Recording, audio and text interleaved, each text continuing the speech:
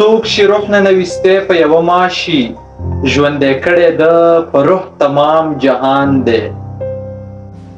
ځینو خلکو به تاسې ته هم ویلي وي چې د بدن انرژي روح دی، خو نن به یې درته زه په دې ویډیو کې په پوره دلایلو سره ثابته کړم چې هغه څه روح نه دي کوم چې تاسې روح ګڼئ. ته څه وایې چې روح ته یې؟ بدن خو د روح لپاره صرف یو لباس او پټنځای دی چې د الله تعالی په امر په جسد کې داخل شوی دی، او هر کله چې د هماغه لوی ذات امر په دې روح وشو تر څو له دې جسد ډوله قفس نه ووځي، نو ته به په لاره کې په یو ضروري کار پسې روان یې. ډانچه به دې ځمکه ځان ته کش کړي او په یو غیر ارادي ډول به بغیر له کومه درده په شدت سره په ځمکه وغورځېږي او د ژوند کتاب به دې د ابد او ابد لپاره بند شي. اوس ته څوک یې؟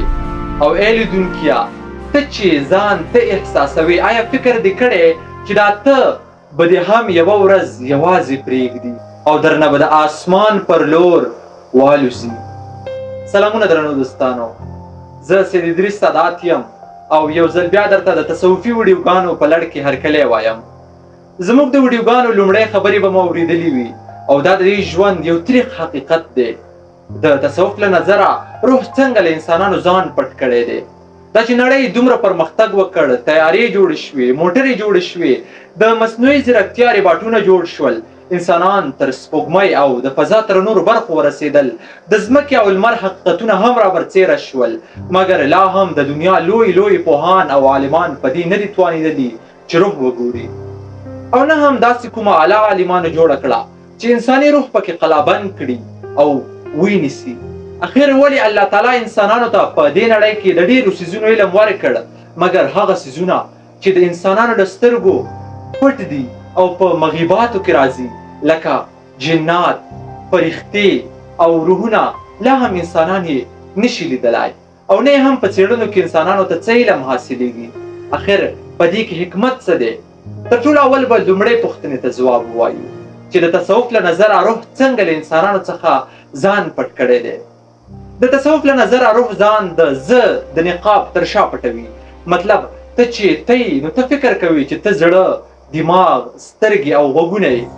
د ټولو انسانانو روحونه چې د الله تعالی په امر د انسان وجود ته داخل شوي دي، نو ځان یې د یو شخصیت، خواهش او یوې ډانچې تر شا پټ کړی دی.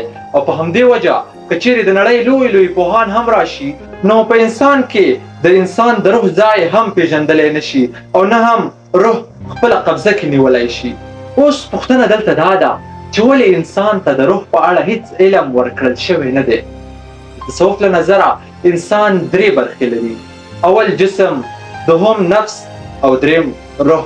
روح بیا د خپل جوړښت له مخې د الله تعالی د نفخ یوه ذره ده، لکه څرنګه چې په قرآن کریم کې الله تعالی فرمایلی دي ونفخت فیه من روحي. الله تعالی فرمایي چې ما پکې د خپل روح څخه پو کړل. موږ د دې آیت له ژباړې څخه صرف همدا مقصد اخلو چې روح د الله تعالی د نفخ یا پو یوه ذره ده، او دا یقیني خبره ده چې داسې ذره به ضرور ډېره پاکه او سپېڅلې او د دنیا له ټولو کائناتو څخه به بهتره وي. او همدا علت دی چې الله تعالی انسان اشرف المخلوقات ګرځولی دی او د ټولې نړۍ پر سر یې کرم یا عزت ورکړی دی. اوس زموږ د پوښتنې یوه برخه ځواب شوه، او هغه دا چې داسې سپېڅلې او پاکه ذره چې روح یې بلو، په داسې شریرو نفسونو ته یې په اړه علم وشو، نو د انسان جهالت خو ټولو ته معلوم دی. دوی به تر دې وروسته په ځان کې ګوتې وهل شروع کړي.